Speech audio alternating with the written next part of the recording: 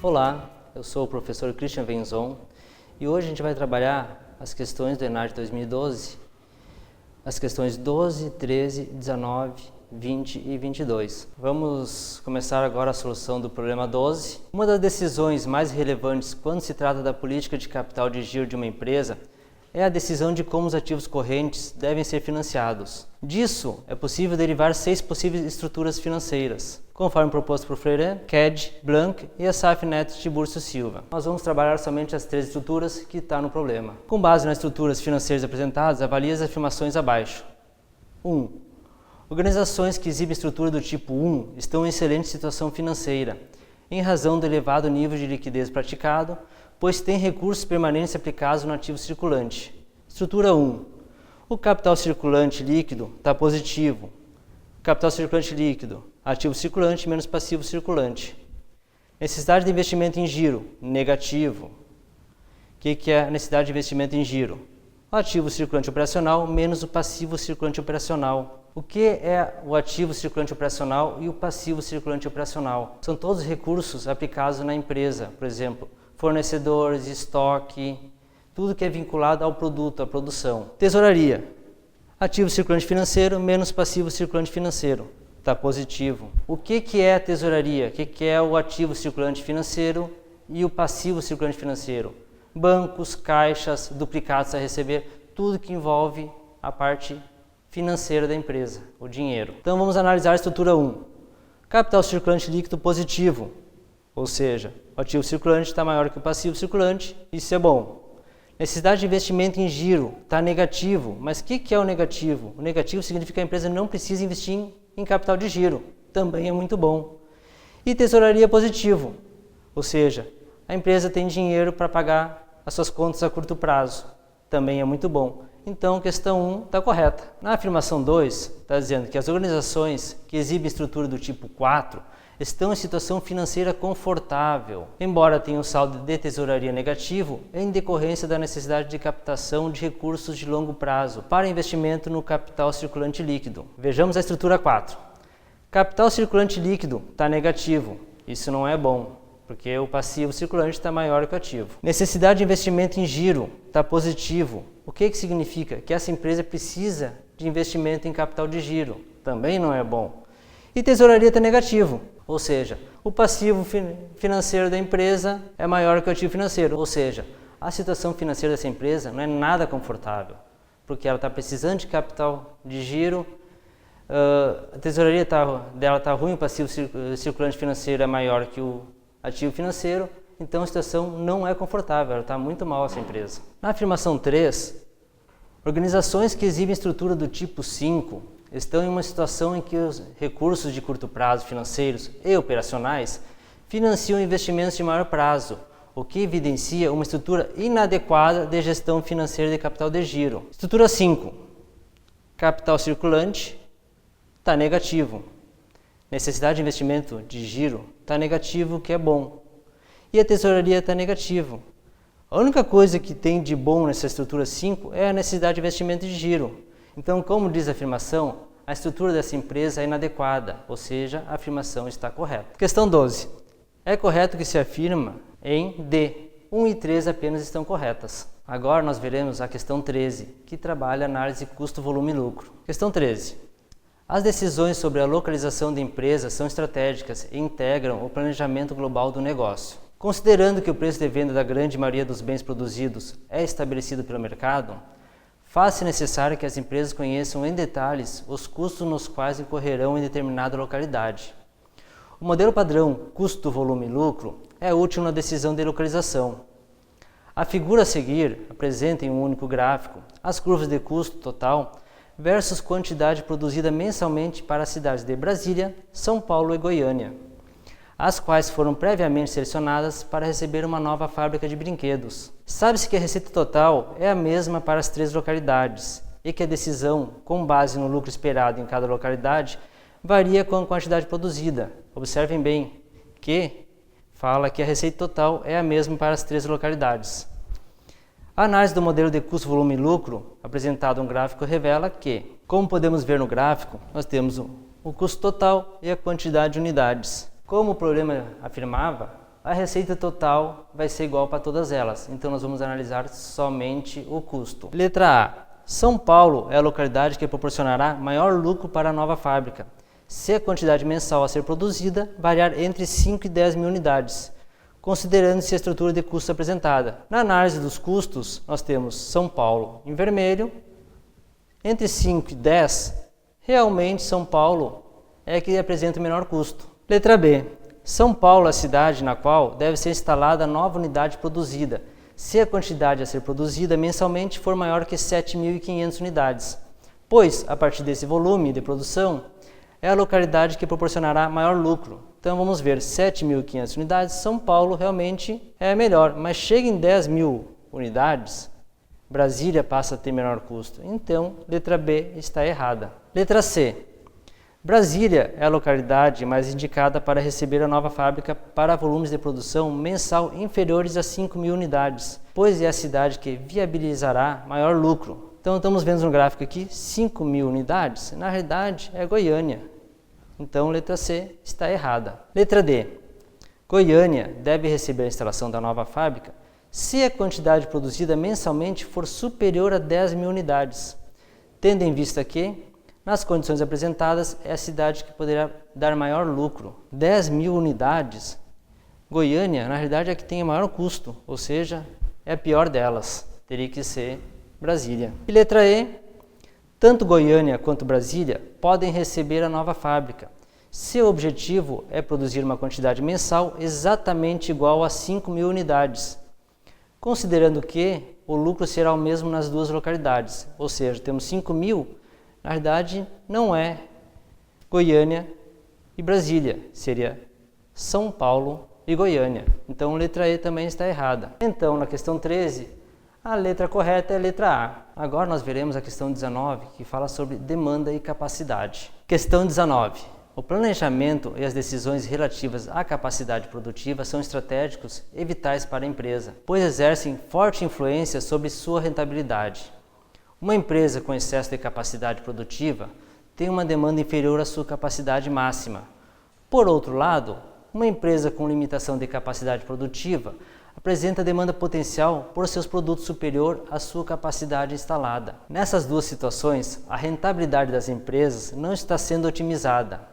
A esse respeito, um aspecto importante que as empresas devem levar em consideração é o instante em que se dá um incremento de capacidade. Por exemplo, o incremento de capacidade pode antecipar-se ou seguir-se ao aumento de demanda, conforme mostram os gráficos a seguir. Nesta questão, nós temos dois gráficos, onde os incrementos seguem a demanda ou se antecipam a demanda. Considerando a influência das políticas quanto ao instante de se incrementar a capacidade nos critérios competitivos, conforme descrito acima, avalie as informações que se seguem. A política de segmento à demanda faz com que a organização opere muito próximo da capacidade máxima instalada, o que contribui para garantir excelência no serviço prestado aos clientes. Analisando o gráfico de segmento à demanda, a gente vê, na realidade, que a empresa está trabalhando com uma capacidade máxima total, porque a demanda está lá em cima. Por exemplo, se a empresa tivesse uma capacidade máxima de 100 unidades, a demanda hoje seria de 200. Então, ela está operando totalmente sua capacidade máxima, o que contribui para garantir uma excelência no serviço, ou seja, se meu cliente quer 200 peças e eu só posso entregar 100, eu não estou tendo excelência no serviço. Então essa questão está errada. Afirmação 2. A decisão sobre o momento em que se dá o incremento de capacidade em relação ao aumento de demanda deve levar em consideração o nível de utilização dos recursos, o instante de desembolso, os riscos ao desempenho em velocidade e ao nível de serviço, e o custo unitário decorrente de utilização de capacidade. Esta afirmação está correta. Agora vamos analisar a afirmação 3. Do ponto de vista econômico, a política de segmento à demanda para incremento da capacidade é recomendável quando se deseja postergar ao máximo o desembolso de capital e a organização opera com menor custo unitário de utilização da capacidade, já que a nova quantidade de capacidade será totalmente utilizada. Essa afirmação também está correta, porque se eu estou seguindo a demanda, a minha capacidade total está aqui. Quando eu fizer o incremento, eu vou estar fazendo um incremento que chegue na minha demanda que eu tenho hoje. Afirmação 4. O investimento em capital na política de incrementar a capacidade antes do aumento de demanda é antecipado, o que faz com que o sistema opere sem ociosidade e com menor custo unitário de utilização da capacidade, contribuindo também para que o nível de serviços prestados ao cliente seja melhor. Se eu tenho uma política de incrementar a capacidade, o serviço prestado realmente ele é melhor. Por quê? Porque minha capacidade de produzir, por exemplo, é de 200 unidades e minha demanda é 100. Só que a afirmação diz que o sistema opera sem ociosidade. Como a gente pode ver no gráfico aqui, se minha capacidade é de 200 e minha demanda é de 100, eu tenho uma grande ociosidade. E o menor custo unitário também não é verdade, porque se eu tenho uma capacidade alta e não tenho demanda para isso, o meu custo unitário será muito maior. Então, questão 19, é correto afirmar? Letra D, 2 e 3, as afirmações estão corretas.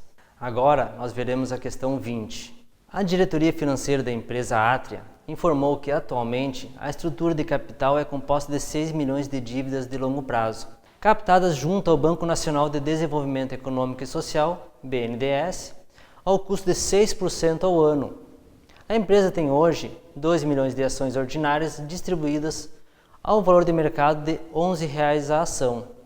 A empresa é tributada à alíquota de 30%, o preço médio de venda de seus produtos é de R$ 118,00, os custos variáveis unitários são de R$ 69,00 e os custos fixos são da ordem de R$ 1.428.000. A quantidade vendida do exercício anterior foi de 200.000 unidades.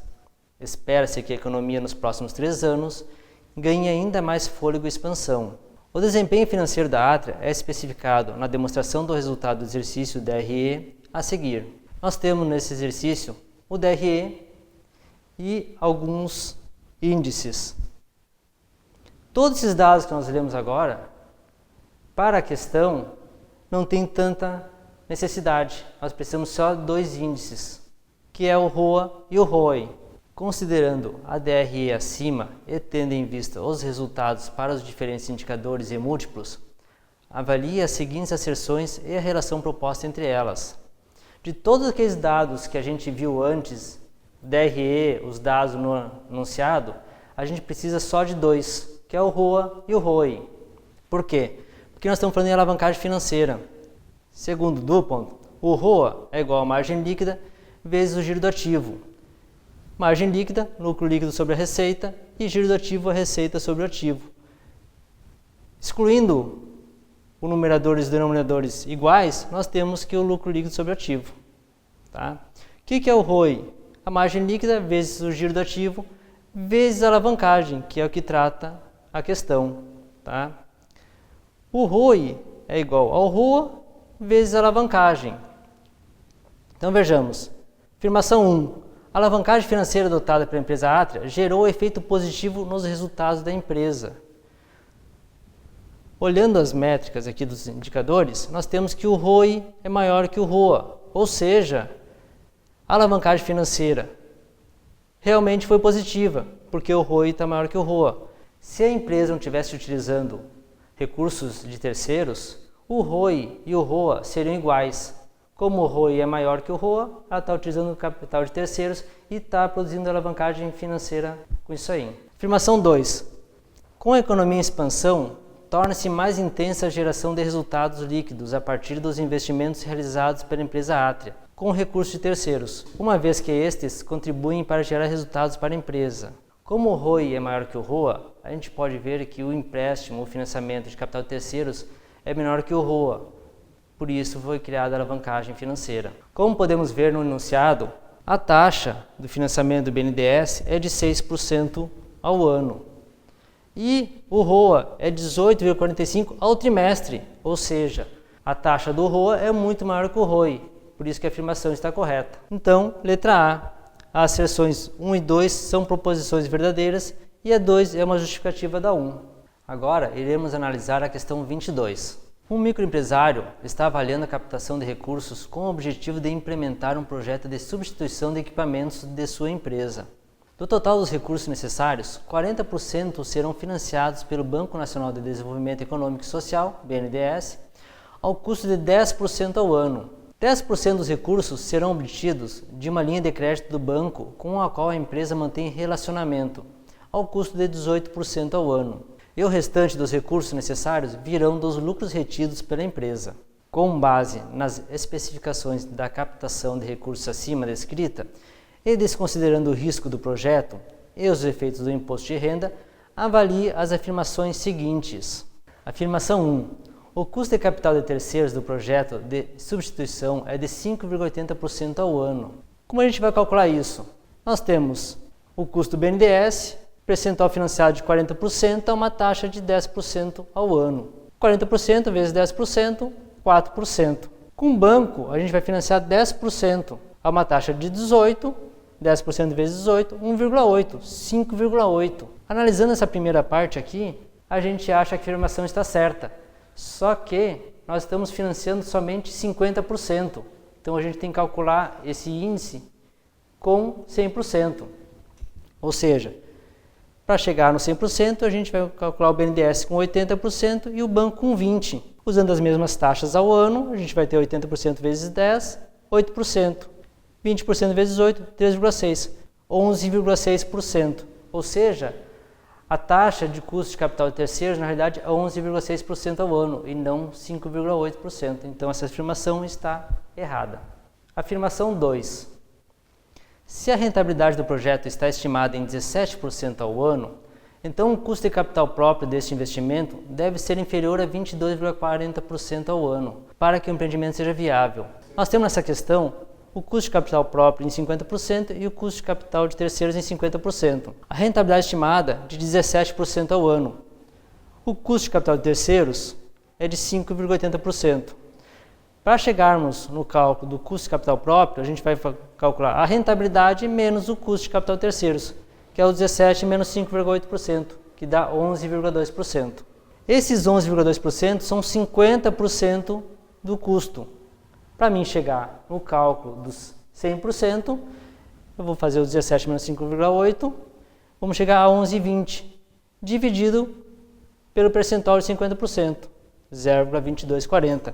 Ou seja, o custo de capital próprio da empresa é de 22,40%, o custo oportunidade. Está correta a afirmação 2.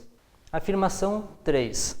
A expansão do endividamento deve promover aumento no custo de capital próprio da empresa. Para resolver essa afirmação, a gente vai ter que mudar a relação entre o custo de capital próprio e o custo de capital de terceiros, que era de 50% e 50%. Usando o custo de capital de terceiros em 55% e o custo de capital próprio em 45%, nós estaremos aumentando a expansão do endividamento. Fazendo o cálculo, aumentando em 5% o custo do BNDES, que é a menor taxa delas, a gente já pode ter uma análise disso aí. Então, 45 vezes 10%, 4,5%. O banco continua com a mesma taxa, 10%, a 18, 1,8%. O custo é 6,3%. O custo de capital próprio vai ser a rentabilidade, que é a mesma, menos o custo de capital terceiros, 17 menos 6,3%, 10,7%. Como esses 10,7% agora são 55%, eu tenho que calcular o custo de capital próprio em cima de 45, não mais 50. 10,7 dividido por 45, 0,238.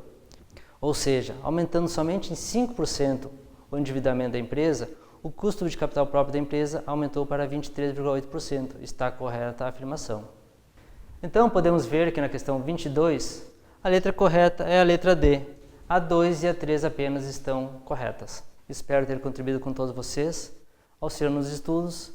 Boa semana para vocês e até a próxima.